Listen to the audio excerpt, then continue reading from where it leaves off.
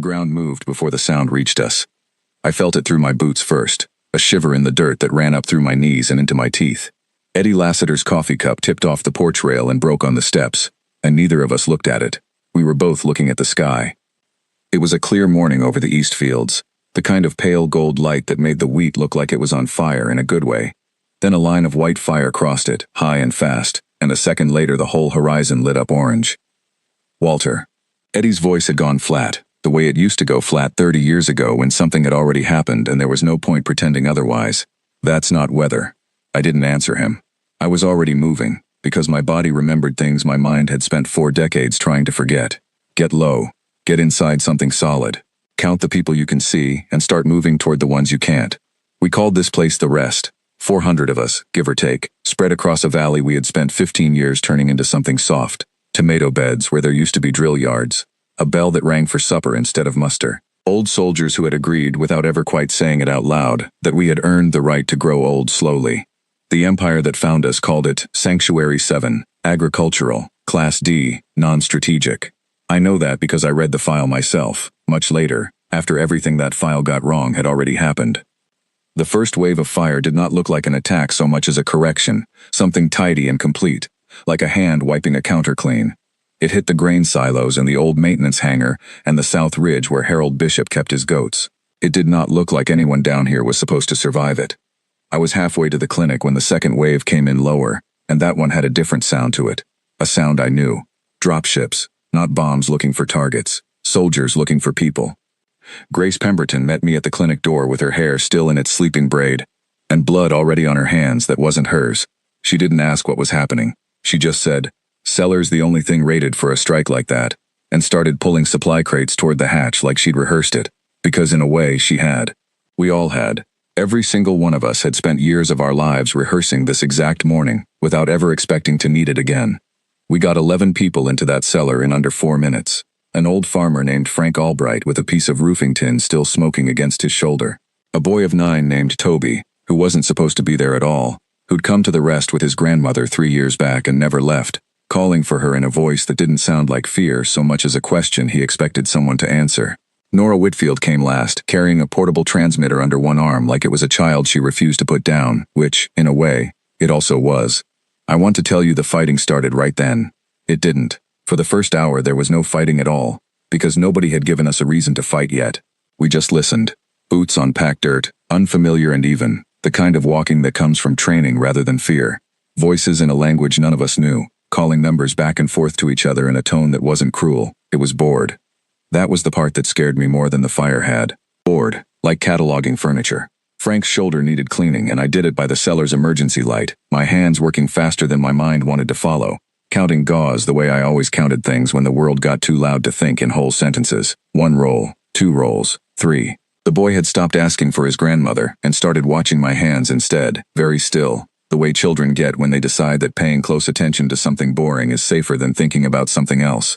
"She's at the east well," Grace told him quietly, not looking up from Frank's shoulder. "She'll come find you the second this is over." It was a kind thing to say. It might even have been true. We didn't know yet, and not knowing was its own kind of weight, one I recognized from a long time ago and had hoped never to carry again. Above us, the walking stopped. A new sound replaced it, metal against metal, doors being forced, voices raised not in violence but in something closer to instruction. They weren't punishing anyone up there, they were processing us, the way you process cargo, sorting the valuable from the disposable with a kind of patience that told me everything about how little they thought we could do about it. Eddie crouched beside me with his back against the cellar wall, and for a moment neither of us said anything. We had done this before, the two of us, in places with worse names than the Rest, and there was a strange comfort in doing it again together, even now, even old. "They think this is easy," he said finally. "They think we're farmers," I said. "We are farmers. We're farmers who used to be other things." He almost laughed at that, the way he used to laugh right before something very bad and very necessary, a sound with no humor in it at all, just recognition. Outside, somewhere above the hatch, a single voice gave an order in that same bored administrative tone, and a moment later a structure went down, one of the old grain stores, collapsing in on itself in a long groaning rush that I felt in my chest more than heard. The boy flinched into my side and I put my good hand on the back of his neck, the way I used to do for soldiers half my age in places that had never made the news, and I held it there until his breathing evened out into something closer to normal. I did not know, sitting in that cellar with my hand on a frightened child's neck and another man's blood drying under my fingernails, that somewhere very far away, a signal we hadn't sent yet was already going to matter more than anyone above us could imagine. I did not know that the people walking over our heads, calling their board numbers back and forth, had just made the single worst mistake their empire would make in a generation. All I knew, in that moment, was the sound of a building falling down, and the small, steady weight of a child's neck under my palm, and the fact, simple and complete, that the war I thought I had left behind had just found me anyway. It had found all of us, and it had no idea who we used to be. We stayed in that cellar through the first night, which is a strange thing to say about a structure that used to hold canned peaches and seed stock. 11 people became 17 by midnight, as others found their way to us through gaps in fences and root systems they had memorized decades ago, for reasons that had nothing to do with farming. Arthur Coyle was the last one in, and he came in the way he always did everything, without a word of complaint and without asking permission, sealing the hatch quietly behind him like a man closing a door on a room he'd already decided not to think about again until morning. Arthur had run an infantry unit once, back before any of us came here, and something about the shape of his shoulders never quite forgot it. Even 15 years into growing beans, he didn't take charge of the cellar that night. He didn't need to. He just sat near the hatch with his back straight, and one by one, without anyone deciding to, the rest of us arranged ourselves around him the way water finds the lowest point in a field. "How many did we lose?" he asked. Not loud, not soft, just level. Nobody had an exact number. Grace had a rough count of who'd reached the clinic and who hadn't. I had a worse one, built from the people I knew weren't coming because I'd seen where they'd been standing when the first wave hit. Arthur listened to both of us without writing anything down, the way men do when they intend to remember every word anyway. "They'll come through here eventually," he said, looking for anyone left standing. "When they do, nobody fights. Nobody argues. We're old farmers who got lucky. That's all we are, as far as they need to know." Eddie caught my eye across the cellar, and I understood the look without either of us saying anything. We had heard plans like that before, given by men like Arthur, in rooms much like this one, and we both knew exactly what kind of plan it actually was. It wasn't surrender. It was patience wearing surrender's clothes. By morning, the walking sounds outside had settled into a rhythm, patrols moving on a schedule, the unhurried tempo of an occupying force that believed it had already won. We could hear them giving names to things that already had names, renaming our well, our grain store, our bell tower, in their own clipped, efficient language, the way you label items you intend to keep. Arthur opened the hatch just enough to see daylight, and what came through that narrow gap of light was not relief. It was the valley, our valley, broken in places I had watched being built with my own two hands, smoke still climbing in thin gray lines from 3 separate fires, and somewhere out past the tree line, the long dark shapes of transport vessels settling into the wheat like they had always belonged there. Nobody said anything for a long moment. There wasn't anything worth saying that the view itself hadn't already said better. Frank's daughter, I would learn later, had been 300 meters from the silo when it fell. The boy's grandmother had not made it to the east well after all, though it would be 2 more days before any of us had the heart to tell him so. Numbers I would carry the rest of my life started forming themselves in that doorway, the way they always do, quiet and exact and impossible to put back down once you've picked them up.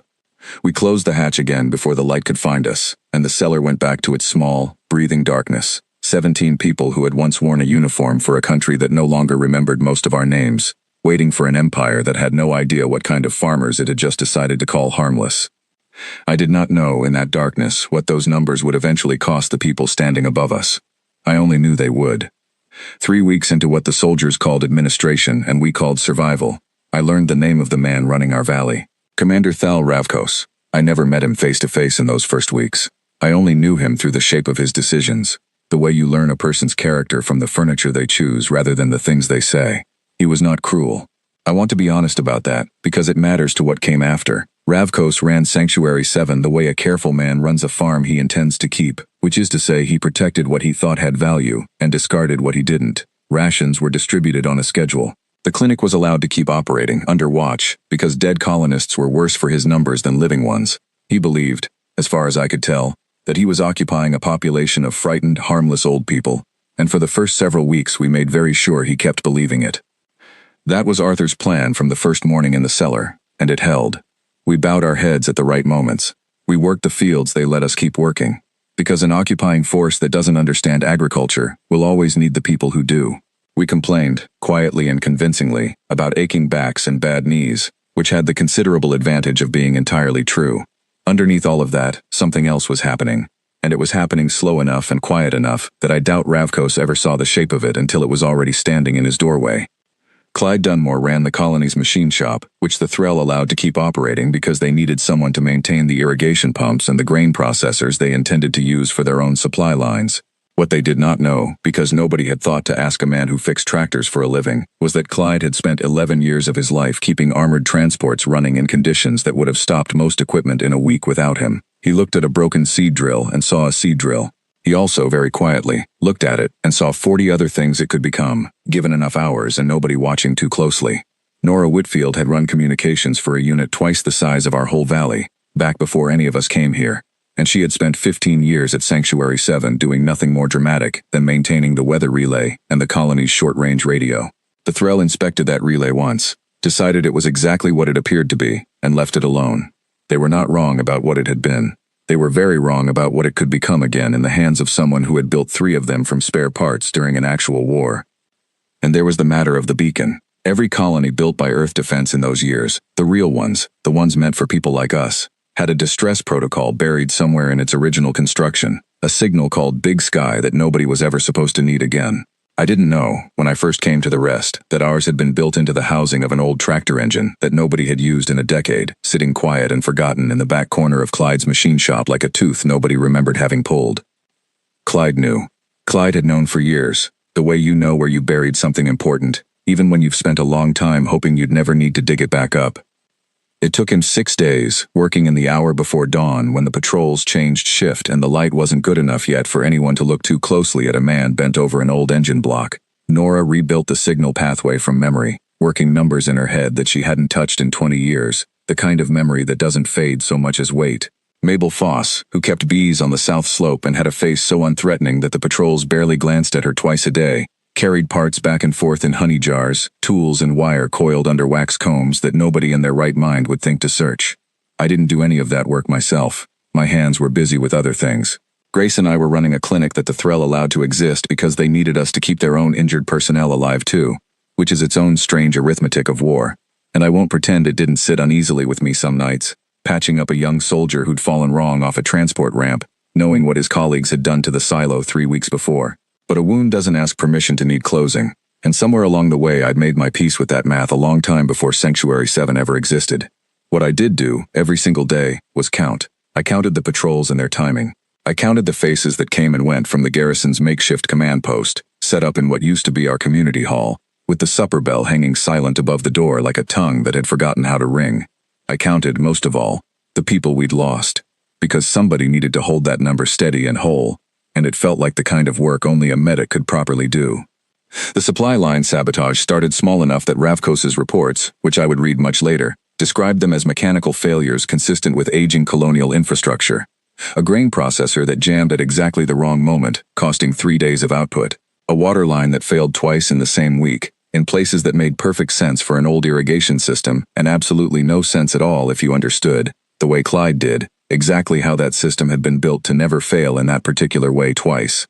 It wasn't sabotage meant to win a war.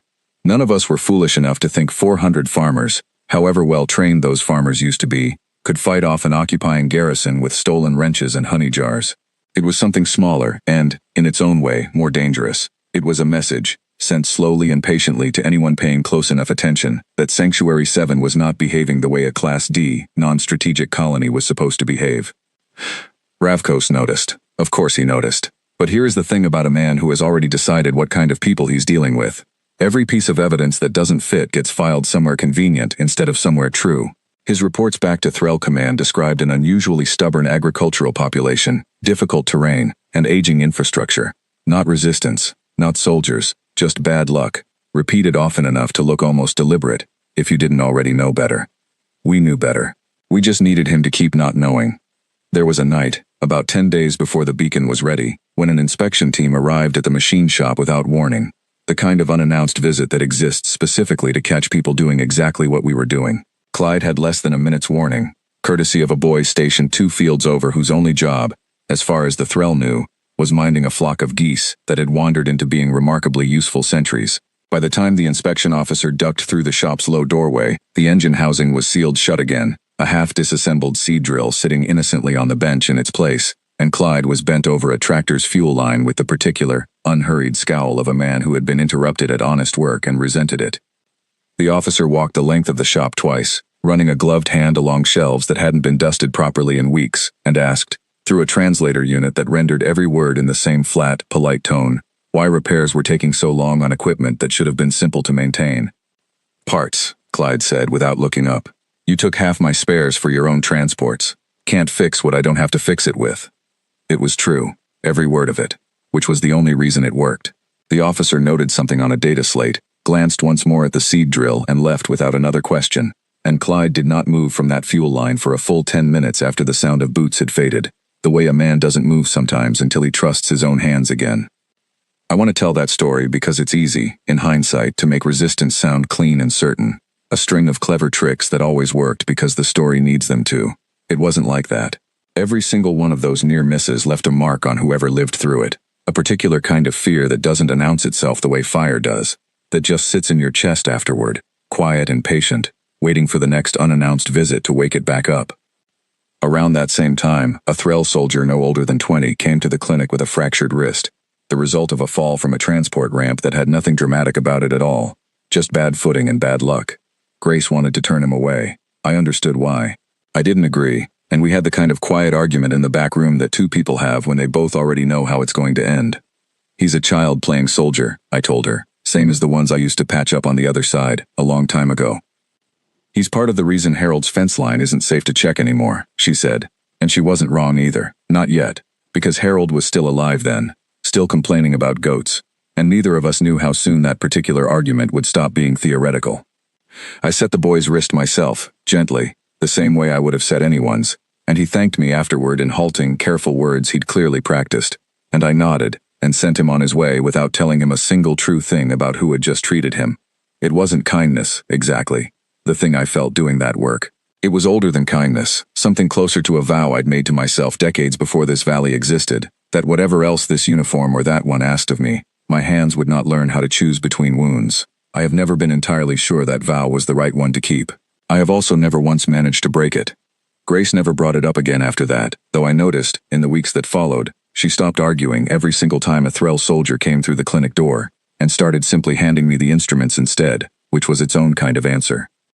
The night the beacon was finally ready, I wasn't in the machine shop. I was in the clinic, holding a bandage steady on Harold Bishop's hand, which he'd cut badly on purpose 3 days earlier so he'd have a reason to walk near the shop without suspicion. An old man's excuse for an old man's errand. Eddie came to find me a little after midnight, moving the way he used to move on nights when something important was about to happen and he needed to tell someone before it did, in case it was the last chance he got. It's ready, he said. Just that. No speech. Men like Eddie didn't waste words on the nights that mattered most. I finished tying off Harold's bandage before I answered, because some habits run deeper than urgency, and a sloppy dressing left untreated would matter just as much in the morning whether or not a signal had gone out into the dark. Does Arthur know? Arthur's the one standing watch. I went with him, out past the curfew line that the Threll patrols enforced loosely enough to suggest they truly believed nobody on this valley had anywhere worth sneaking to. The machine shop sat dark and quiet, the way it always did, full of broken seed drills and the smell of old grease, and in the back corner, half hidden behind a tarp that had covered nothing of interest for 15 years, Clyde knelt beside the open housing of an engine that hadn't run in a decade. Nora was already there, a small console of salvaged parts glowing faint blue in her lap, the kind of light that wouldn't carry past the shop's single-shuttered window. Mabel stood near the door, not because there was anything for her to do at this stage, but because she had carried every piece of this signal across the valley in jars of honey, and she had earned the right to watch it finish. Nobody spoke for a long moment. Outside, far off, a patrol's boots crossed packed dirt in that same bored, even rhythm I'd learned to recognize from the very first morning. Inside, 4 old soldiers and 1 careful beekeeper stood around a signal that hadn't been sent in longer than some of the patrol's soldiers had been alive. "Big Sky," Nora said quietly, almost to herself, the way you might say the name of someone you hadn't spoken to in a very long time and weren't sure would still recognize your voice. Then she pressed a switch that had been built, 15 years and a war ago, for exactly this moment and no other. And somewhere far beyond Sanctuary 7's quiet, broken sky, a signal that wasn't supposed to ever be needed again began crawling its way home. I want to tell you it felt like victory. It didn't. It felt like the first honest breath any of us had taken since the morning the silo fell. And it felt like the beginning of something none of us could see the shape of yet. Sitting in the dark of a machine shop, listening to a sound none of us could actually hear, trusting that somewhere out past everything we could see, somebody was still listening for people like us. We had no way of knowing, that night, just how far that trust still reached. We were about to find out. It took 11 days for the thrill to figure out we were doing this on purpose. I want to tell you that's a long time, but in my experience, 11 days is nothing. 11 days is barely long enough to grieve somebody properly, and we did not have 11 days of quiet grieving in front of us. We had 11 days of pretending, every single hour of every single one of them, that we were exactly what Commander Ravkos believed us to be. It ended on a morning that started, like most of them did by then, with patrol boots on the road and Grace already up before me, checking the clinic's dwindling stock of antiseptic against a list she kept in her head because writing it down felt like admitting how low we'd gotten. I remember that morning specifically because Harold Bishop came to the clinic with a goat under one arm, complaining loudly about a torn fence, which was the kind of cover story Harold liked best, since it required him to actually be annoyed about something, and annoyance came easily to him. He never made it back to his fence line. I won't describe what happened to Harold in detail, because some things don't need describing to be understood, and because Harold deserves better from me than to be remembered as a wound. What I'll tell you is this. A patrol found a length of cut irrigation cable near the east water line, cable that had clearly been cut on purpose rather than worn through by age, and 3 soldiers were waiting near that line within the hour, watching for whoever came to check on it. Harold went to check on it, because Harold always checked on the water line, because that had been his job on this colony for 15 quiet years, and because nobody had thought to warn him that today, of all days, his ordinary habits had become dangerous. Arthur held the colony together that evening in a way I still don't have adequate words for. There was no funeral, not the kind we would have wanted to give him. There was a gathering, brief and quiet, in the community hall's old supper room, while the patrols outside kept their distance out of something that might have been respect, or might simply have been indifference. Arthur said a handful of words. I don't remember most of them. I remember Eddie's hand on my shoulder, and I remember Frank Albright, still favoring the shoulder I'd bandaged weeks earlier, standing at the back with his hat in both hands, not crying, just very still, the way men of a certain generation grieve when they've already done too much of it to have any performance left in them. Ravkos's report on the incident, which I would read much later, described it as the unfortunate result of civilian curiosity near a hazardous repair site. He still didn't know. Even after Harold, even after a body, he genuinely still believed he was occupying a colony of farmers who kept making unlucky mistakes. That should have comforted me. It didn't. It made me angrier than almost anything else that happened during those months. The casual, administrative blindness of it. The way an entire man's life and death could be filed under bad luck simply because nobody on the other side had bothered to ask the right question. In the days right after Harold's death, the valley felt different in a way I find hard to put into ordinary words. The air gone thinner somehow, every sound landing a half-second sharper than it used to. Ravkos doubled his patrols along the water lines, which told me, even before I read his reports, that some part of him suspected more than he was willing to admit in writing. Children, the handful we still had, stopped being sent out to the fields entirely, kept close to the community hall under the kind of careful, unspoken supervision that nobody had to organize because everybody simply understood it needed to happen. I found Arthur alone in the old tool shed 2 nights after the funeral, sitting on an upturned crate with Harold's spare boots in his lap, the leather worn soft and pale at the heel the way boots get after 15 years of the same honest walking. He didn't hear me come in, or he heard me and didn't care, and for a long moment neither of us said anything at all. I told him to keep checking that line, Arthur said finally, not looking up. Same as every week, same as always. You couldn't have known they'd be waiting. Doesn't matter what I could have known. Matters what I told him to do. He set the boots down carefully, the way you set down something you're not ready to stop holding but know you have to anyway. Man trusted me 30 years ago in a worse place than this one. Trusted me right up until the morning it cost him everything. I didn't have an answer for that, not one that would have meant anything coming from me, so I sat down beside him instead and let the silence do whatever work silence is supposed to do in moments like that. We stayed there a long while, 2 old soldiers and a pair of empty boots, before Arthur finally stood, set his shoulders the way he always did, and walked back out, to keep leading a valley that had no idea how much that single private grief was costing him. Every single day he kept doing it anyway. Nobody else in the valley ever heard him say it out loud, not once. Not in all the months that followed. Whatever weight Arthur carried after Harold, he carried it the same way he carried everything else that mattered, quietly, and without setting it down anywhere it might slow the rest of us up. We did not stop after Harold. I think some of the soldiers who'd known him longest expected we might. That grief would do what fear hadn't. But Arthur made the opposite call, and most of us understood why before he finished explaining it. Stopping now would mean Harold's death had purchased nothing at all. Continuing meant it had purchased time. And time, we all understood by then, was the only currency that actually mattered. I came closer than I want to admit, about a week after that, to becoming a second name on whatever list Ravkos was keeping in his head. I'd gone out past curfew to retrieve a medical kit Grace and I had hidden in the old grain store ruins, supplies the Threll hadn't bothered cataloging because the building itself was already half collapsed and, in their estimation, worthless. I was on my way back, moving low along a fence line I could have walked blind, when a patrol came around the bend faster and quieter than their usual rhythm, and for one long, terrible second, there was nothing between me and 3 armed soldiers but about 4 meters of open field, and an old man's bad knees. I dropped into the irrigation ditch on instinct, the same instinct that had once kept me alive in places with worse names than this one, and I lay there in cold water up to my chest, counting my own heartbeat the way I used to count incoming fire, until the patrol's boots passed close enough that I could have reached out and touched them, and then far enough away that I could finally let myself breathe again. I didn't tell Grace how close that one had been. I told her the medical kit was fine, which was true, and I let her assume the rest had gone as smoothly as the kit had, which was not. We kept sending the beacons quiet, repeating pulse every night after that, a heartbeat under everything else we were doing, and we had no way of knowing whether anyone, anywhere, was actually listening. Someone was. I didn't know any of what I'm about to tell you while it was happening.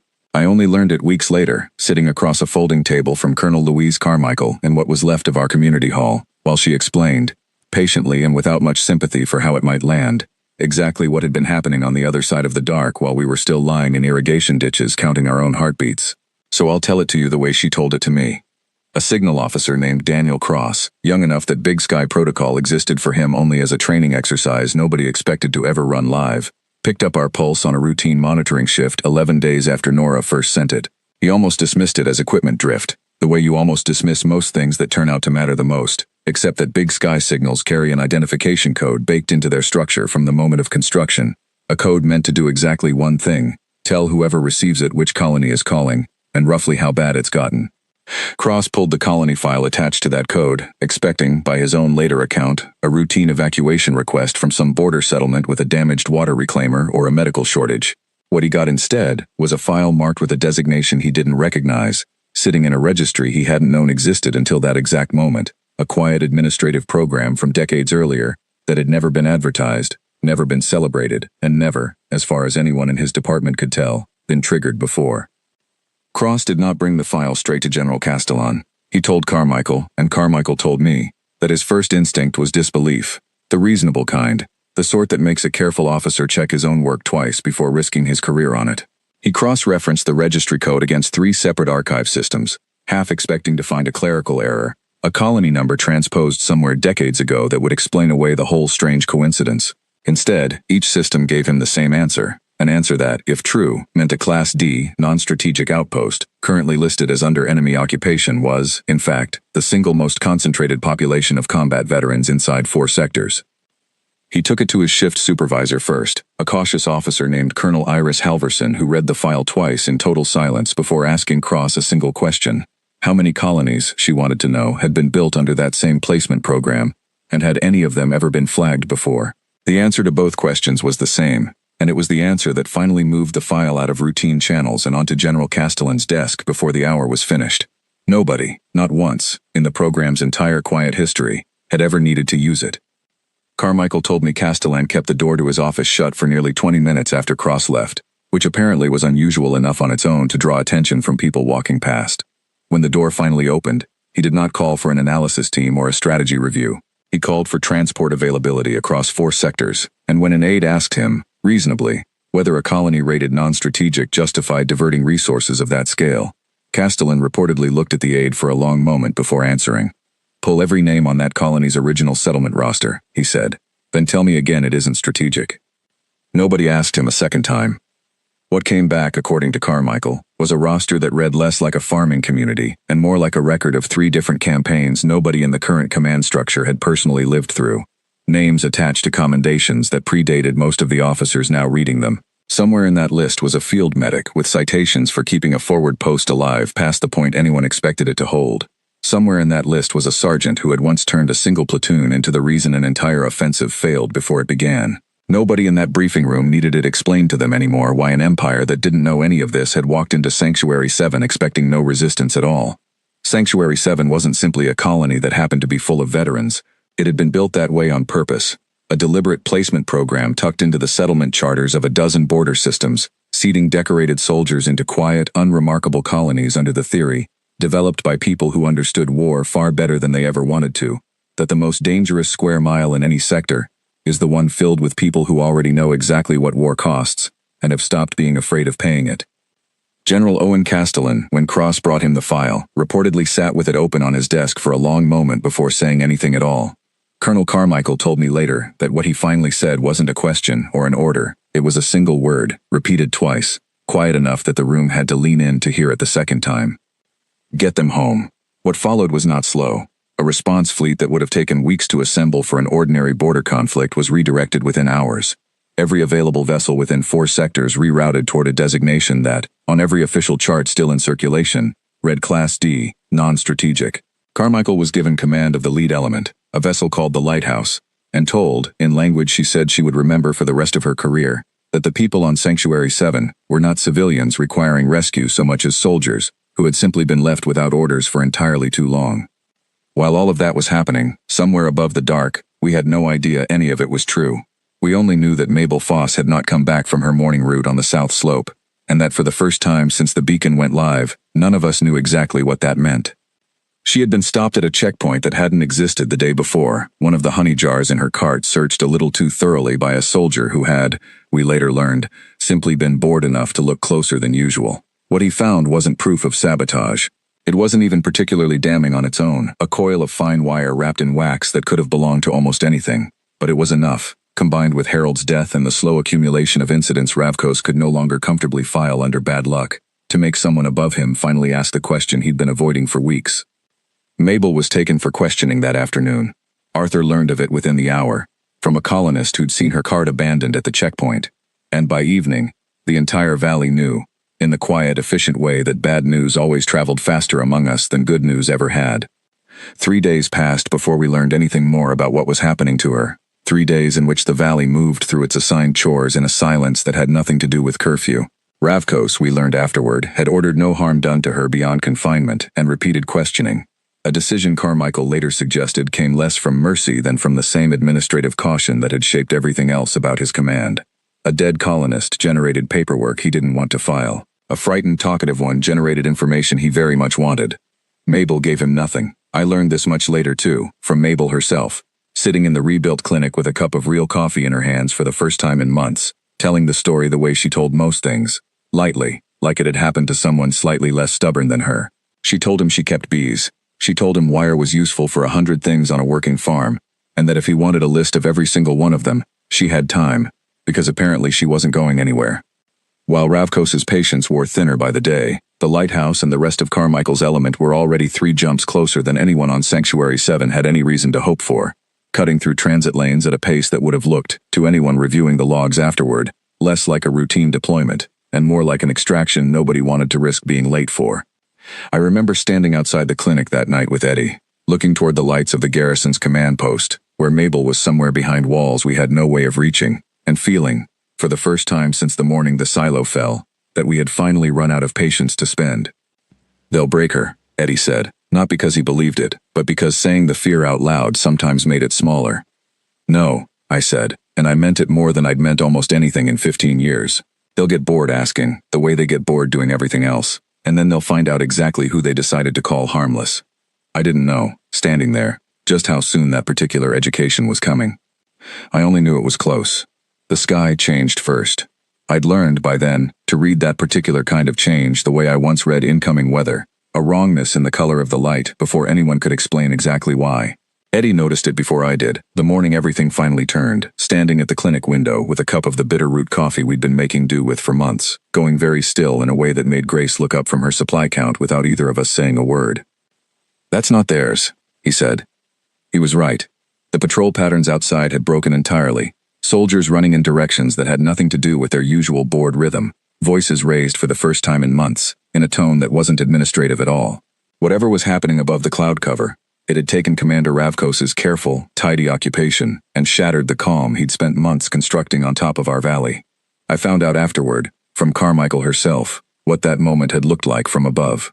The lighthouse and 4 support vessels had dropped out of transit directly above Sanctuary 7's thin cloud cover, close enough that the garrison's orbital sensors registered the arrival less than 90 seconds before the first strike craft entered atmosphere. Ravkos, according to the logs recovered afterward, had less than a minute to make sense of a tactical situation his own command had assured him could not exist, because a Class D, non-strategic colony, simply did not warrant a response fleet of that size, under any circumstance anyone in Threll Command had bothered to imagine. He was still issuing contradictory orders, trying to reconcile a fleet he hadn't been told to expect with a colony file that insisted none of this should be happening, when his communications officer finally pushed through an emergency data packet from Sector Command. 40 seconds, Carmichael told me. 40 seconds before his own command vessel lost atmosphere to a strike he never properly organized a defense against. The packet contained a single corrected line, appended in haste to a file that had sat wrong for months without anyone above him catching it. Sanctuary 7, designation amended. Veteran Resettlement Program, classification withdrawn pending full review. I like to imagine he read it. I have no way of knowing if he did. On the ground, none of that mattered yet. What mattered was the sound. A low, rolling thunder that didn't stop the way bombardment usually stopped, that kept building instead, strike craft screaming low over the valley, in formations that had nothing administrative about them at all. Arthur was already moving before the first dropship cleared the tree line, calling names in a voice that cut through the noise the way command voices are built to do, and for the first time in months, none of us were pretending to be farmers anymore. "Mabel," I said to Eddie, and he didn't need more than that single word. There wasn't time to plan it the way we might have once, with maps and timed approaches and contingencies for every possible thing that could go wrong. There was only the 2 of us, moving on instinct built from decades we'd spent trying to forget, cutting across the kind of open ground that should have gotten us both killed in any version of this where the sky above us wasn't busy tearing itself apart. I remember thinking, somewhere in the middle of that run, that my knees had stopped complaining entirely, the way they always used to stop the moment there was finally something more important to think about than pain. We went for the command post the same way Clyde had built the beacon, quiet and quick, and counting on the fact that everyone who might have stopped us was suddenly far more concerned with the sky than with 2 old men crossing open ground. The garrison soldiers we passed were not looking for us. They were looking up, weapons raised toward a threat descending faster than any briefing had prepared them for. And in the chaos of that single terrible beautiful minute, Eddie and I reached the holding cells behind the command post with nobody so much as glancing in our direction. The guard inside was young, younger than I'd expected, and when the building shuddered under a strike somewhere close enough to rattle the walls, he made the choice most young soldiers make when the structure they're standing in stops feeling safe. He ran. I don't fault him for it. I've made that exact choice myself, once, a very long time ago, and I've spent decades being grateful nobody held it against me either. Mabel was sitting against the back wall of a holding cell with her hands folded in her lap, looking less like a prisoner and more like a woman waiting out a long line at a market stall. And when she saw us, her first words were not relief, not fear, but pure, familiar irritation. "Took you long enough." Eddie laughed, a real laugh this time, the kind I hadn't heard out of him in months. And together we got the cell door open with tools that had spent the last 15 years opening stuck irrigation valves instead of prison locks, and the 3 of us went back out into a valley that no longer sounded like an occupation at all. Getting back across the valley took longer than getting in had. The chaos that had let 2 old men cross open ground unnoticed cut both ways, and twice we had to drop flat into the mud while strike craft passed low enough overhead that I felt the heat of their engines on the back of my neck. Mabel, for all her complaining about the heat at the funeral months later, never once complained that afternoon, moving low and quick between us, with the kind of instinct that doesn't come from keeping bees, no matter how good she was at it. We found Frank Albright halfway back, kneeling over a young Threll soldier who'd taken shrapnel to the leg from a strike that had clearly never been meant for him, a stray piece of someone else's war landing exactly where it shouldn't have. Frank, of all people, had his good hand pressed against the wound, holding pressure the way he'd watched me do it 100 times over the past months without ever once being asked to learn how. He looked up at me with an expression I'd never seen on him before, somewhere between embarrassed and defiant, like he expected me to tell him he'd done it wrong. He hadn't. I knelt down beside him, finished what he'd started, and didn't say a single word about it, because some things don't need saying between people who already understand exactly what they mean.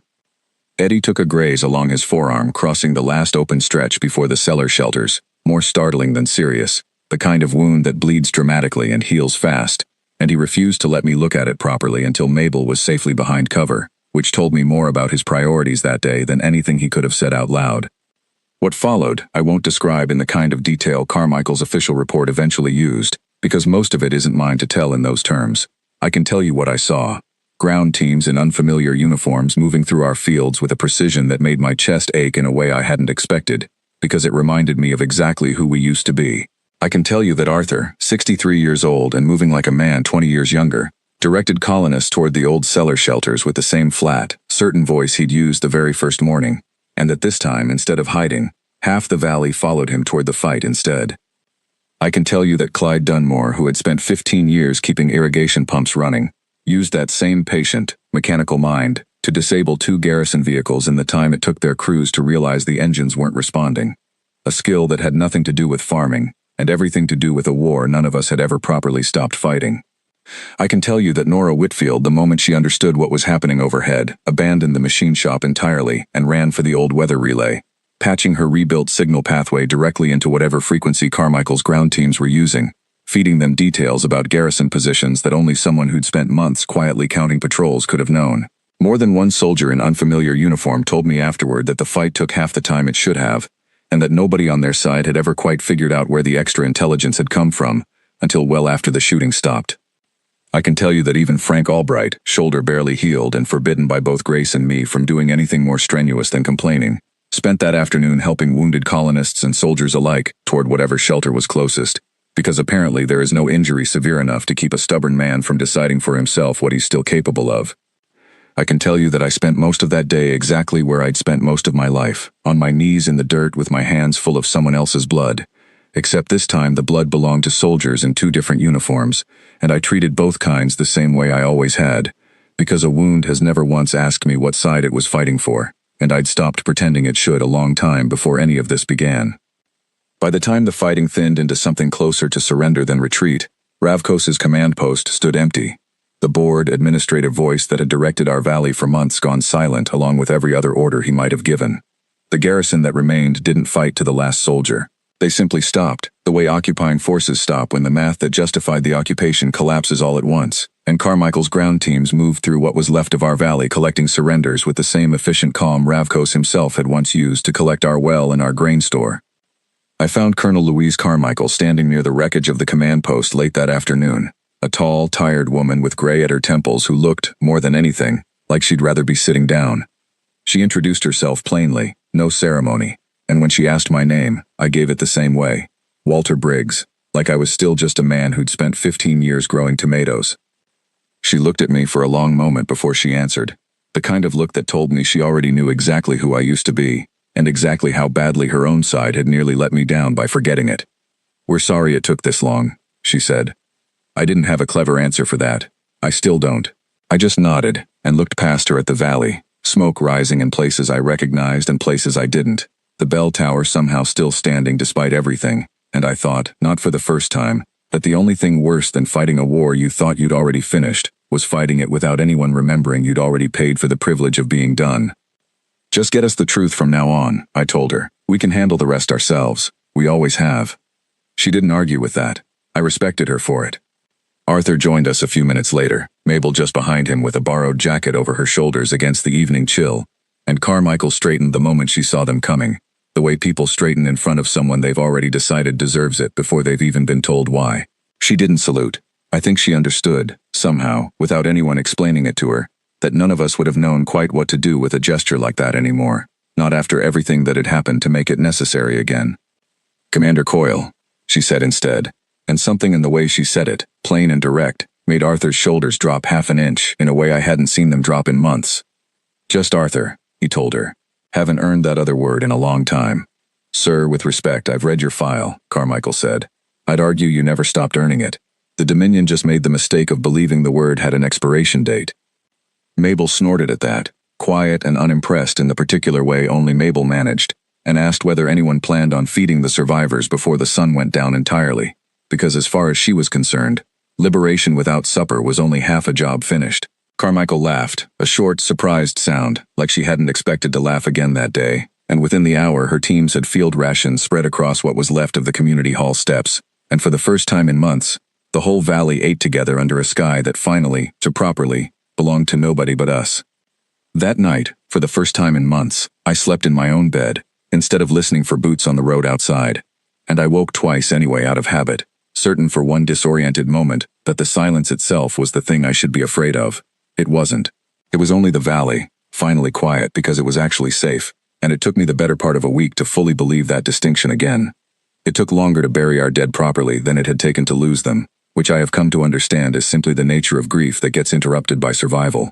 We buried Harold Bishop on a clear afternoon 3 weeks after the fighting ended, in the small plot at the edge of the East Fields where a handful of others from the colony's early years already rested, and this time there was no need to keep the gathering brief or quiet. Half the valley came. Frank Albright spoke longer than anyone expected him to, mostly about goats, which felt exactly right for a man who had spent his whole life caring more about ordinary things than anyone gave him credit for. Mabel stood beside me at that funeral, recovered enough by then to complain about the heat instead of her confinement. And somewhere in the middle of Frank's rambling words, she reached over and took my hand without saying anything, and I let her. Because some grief doesn't need explaining between people who already understand its exact shape. We lost 19 of our own before it was over, across the whole occupation, a number I still carry the same way I've carried every number like it for 40 years, whole and exact and never quite light enough to set down for good. 19 names, read aloud at a second gathering a week after Harold's. Names I will not list here because they belong to the people who loved them more than they belong to this story, but I will tell you that every single one of those 19 had once worn a uniform for a country that, for one brief and unforgivable season, had genuinely forgotten what that uniform meant.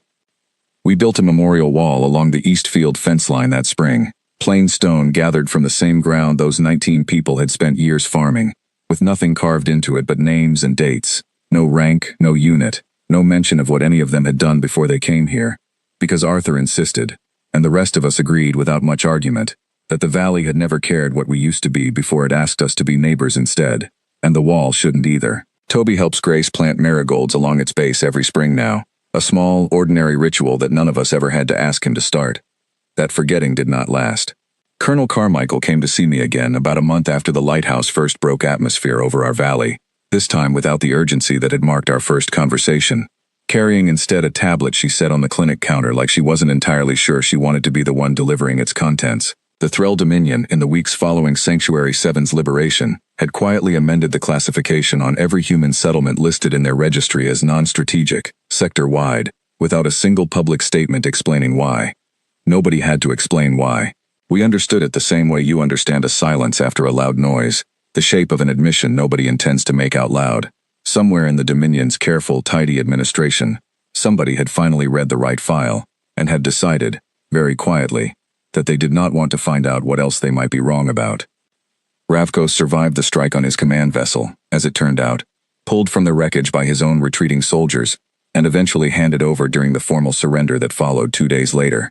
I never met him face to face, not once, in all the months since, though Carmichael told me he asked, during his initial debrief, whether the colony's classification had truly been wrong the entire time, or whether someone above him had simply chosen not to tell him. Nobody gave him a satisfying answer. I'm not sure there was one to give. They're calling it an internal review, Carmichael told me, with the particular dry weight of someone who had read enough internal reviews in her career to know exactly what they were worth. No mention of veterans, no mention of what happened here. Just a note that classification protocols are being updated to reflect, and I'm quoting this part exactly, unexpected resilience factors in agricultural population centers. I laughed at that, the first real laugh I'd managed in longer than I wanted to admit. Unexpected resilience factors. 40 years of war, distilled into a phrase some frightened analyst had chosen specifically, so it wouldn't have to say what it actually meant. Good, I told her, let them keep wondering. Word of what happened at Sanctuary 7 did not stay contained, no matter how carefully the Dominion tried to manage its own paperwork. I learned, over the following months, that we were not the only ones. Carmichael's office, once Big Sky's true purpose became impossible to ignore at command level, quietly reviewed every colony built under that same old placement program, dozens of them scattered across a dozen border systems, and found, in more than a few cases, populations of retired soldiers and medics and engineers who had been living exactly the way we had, quiet and underestimated, for years, without ever once needing to prove what they'd once been. I like to think some of those colonies never had to. I like to think the file amendment alone was enough to keep at least a few of them from ever finding out the hard way, the way we did. I don't know if that's true. I've made my peace with not knowing. A letter reached us, almost a year later, from a colony 3 sectors away that had never been touched by any of this, never bombed, never occupied, never tested the way we had. The letter was short, written by a woman who introduced herself only as a retired logistics officer, and it said, in essence, that her colony's local administrator had quietly reclassified their settlement charter the same month ours made the news nobody officially reported, and that she had spent considerable effort finding out why, until someone finally admitted, off the record, that nobody wanted to risk finding out the hard way what kind of mistake Sanctuary 7 had already cost an empire that should have known better. She thanked us for something none of us had ever set out to do, and Arthur kept that letter pinned to the wall of the rebuilt community hall, right next to the bell, where it still hangs. What I know for certain is what happened in our own valley, in the months that followed, because I was there for every single day of it. The grain silo got rebuilt before the first frost, smaller than the original but sturdier, built by men and women who understood load-bearing structure a great deal better than the colony's original architects had, because it turns out 15 years of farming hadn't actually erased 15 years of something else underneath it. The clinic got new equipment, finally, sent without request by a command that seemed determined, in its own clumsy way, to apologize through supply requisitions rather than words. The community hall got its bell back, recovered from where it had fallen during the fighting, cleaned and rehung by Clyde Dunmore with the same patient care he'd once given an old tractor engine that turned out to matter more than anyone could have guessed. Arthur Coyle never accepted any kind of formal recognition for what he did during those months, despite Carmichael's office trying, more than once, to offer him exactly that. He told them, the same way he told all of us things, plainly and without much room for argument, that he hadn't done anything except remember what he already knew, and that there wasn't a medal built yet for simple memory. I think about that phrase often. There wasn't a medal built yet for simple memory. I'm not sure there ever will be, and I'm not sure Arthur would have wanted one if there were. Nora turned down a similar offer with considerably less patience than Arthur had shown, telling Carmichael's liaison, more or less verbatim, that she'd already gotten the only recognition she ever wanted the night that signal finally went out, and somebody, somewhere, actually answered it. Clyde just laughed when they asked him, and went back to the fence post he was working on, which everyone who knew him understood as a complete and final answer in its own right. Grace was the only one of us who accepted anything at all, a modest grant toward clinic equipment that she negotiated up considerably higher than what was first offered, on the grounds, she told them plainly, that the next emergency wouldn't announce itself politely in advance either, and she intended to be ready for it regardless of what anyone chose to call this valley on a chart. Nora Whitfield kept the rebuilt beacon housing exactly where Clyde had first hidden it, in the back corner of the machine shop, behind a tarp that no longer needed to hide anything at all. She told me once that she didn't keep it there out of sentiment so much as practicality, because old soldiers don't tend to believe a single quiet decade means the next one will stay quiet too, and she wasn't about to be wrong about that twice.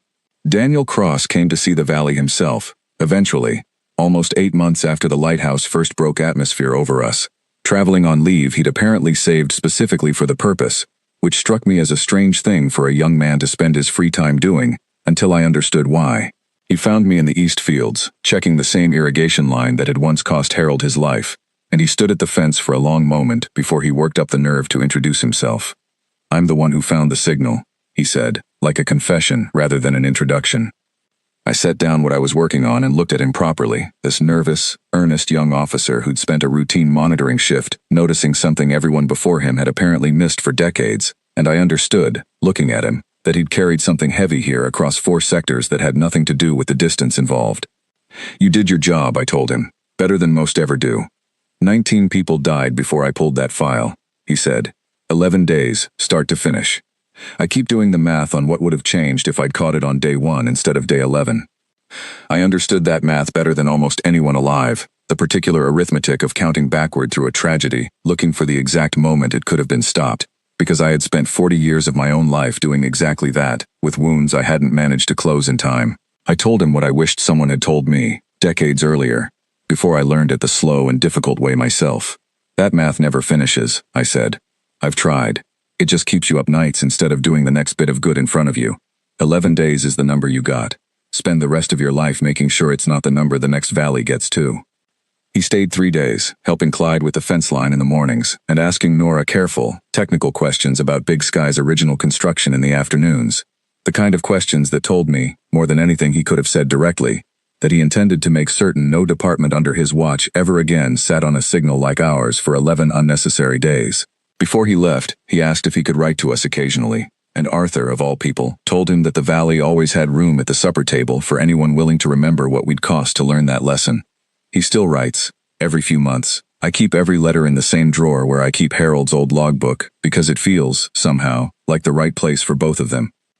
The honey harvest came in heavier that first autumn after the occupation than it had in any of the previous 5 years, which Mabel attributed, only half joking, to bees having considerably stronger opinions about freedom than most people gave them credit for. She started trading jars again with a neighboring trade post that had reopened once the supply line stabilized, and within that same year, 3 other colonies along our old jump route reached out asking, carefully and a little awkwardly, whether anyone at Sanctuary 7 might be willing to advise on emergency preparedness for settlements with similar histories.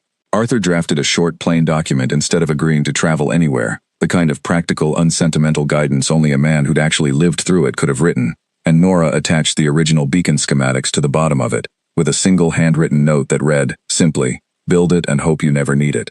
The valley grew, too, in ways none of us expected when this all began. Word travels strangely after something like Sanctuary 7 becomes impossible to fully bury in administrative paperwork, and within the year, a handful of new families arrived asking quietly whether there might be room for them, children and grandchildren of soldiers who had heard, through channels none of us could ever quite trace, that this particular valley understood something about both fighting and resting that most places never bothered learning properly. Arthur turned nobody away who was willing to work the fields and respect the bell, and by the following spring, the supper table had grown long enough that we needed a second one just to seat everybody properly. I think about Harold Bishop more than I expected to, in the years since. Not in the cellar, not in the moment we lost him, but in smaller, stranger places. The way grief tends to settle once the worst of it passes. I think about him every time I check the east irrigation line myself now, a habit I picked up without quite deciding to, the same way Harold once must have picked it up himself, decades before any of us came to this valley looking for a place to finally stop fighting. We did not stop fighting, in the end. Not entirely. I don't think people like us ever fully do, no matter how many tomatoes we plant, or how many supper bells we hang back up where they belong. What we stopped doing, I think, what we actually managed to put down somewhere along the way, was the fear that nobody would notice if we needed help again. That fear, more than any uniform, was the thing this valley had quietly carried for 15 years without ever saying so out loud, and I am not ashamed to admit that losing it felt, in its own complicated way, like the truest kind of homecoming any of us had left to find. Colonel Carmichael visited twice more over that first year, less and less in any official capacity each time, until her final visit looked, for all purposes, like an old friend stopping by on her way through the sector, rather than a fleet officer checking on a liberated colony. She sat with Eddie and me on the clinic porch the last time, drinking real coffee for once instead of the bitter root version we'd survived on for months, and admitted, somewhere in the middle of an otherwise ordinary conversation, that Sanctuary 7 had changed how her own command approached every colony review since, whether the file in front of them said non-strategic or not. Good, I told her. The same word I'd given her the very first week. Let it keep changing things. This morning, the one I'm sitting in while I finally put all of this down properly, the sky over the east fields is the same pale gold it was on the morning everything started, the kind of light that makes the wheat look like it's on fire in a good way. Eddie is on the porch with a cup of coffee that's finally good again, now that the supply lines run the way they're supposed to. Mabel's bees are loud in the south slope breeze. Somewhere behind me, Grace is arguing cheerfully with Frank Albright about whether his shoulder has fully healed enough for him to be lifting feed sacks again. And somewhere past both of them, Toby, the boy who once asked a question that sounded like fear, is helping Clyde Dunmore replace a fence post, his grandmother's memory carried now the way all of ours are, quietly, and without needing to be explained. He's 12 now, tall enough to reach the top rail without standing on the bucket, and Grace tells me he's started asking Nora to teach him how radios work, which none of us have had the heart to discourage. I have my hands in the dirt this morning instead of someone's wound, which still feels, more than a year later, like a small miracle I haven't gotten tired of noticing. The bell rang for supper a few minutes ago, the same plain, ordinary sound it rang for 15 years before anyone arrived to remind us why we'd once needed to know how to stop being farmers on short notice. I'll finish these last few lines and go answer it, the way I have nearly every evening of my life since I first learned what it meant to come when called, by people who trusted me to show up, and by a place that, against every reasonable expectation, gave 400 tired old soldiers exactly what it promised us in the beginning, not an ending to the war. Just somewhere honest to rest between the parts of it we hadn't finished yet. The empire that found us is, as far as I know, still trying to figure out exactly what kind of mistake it made. I hope it takes them a very long time to finish figuring it out. We already know. We always did. We were never harmless. We were only resting.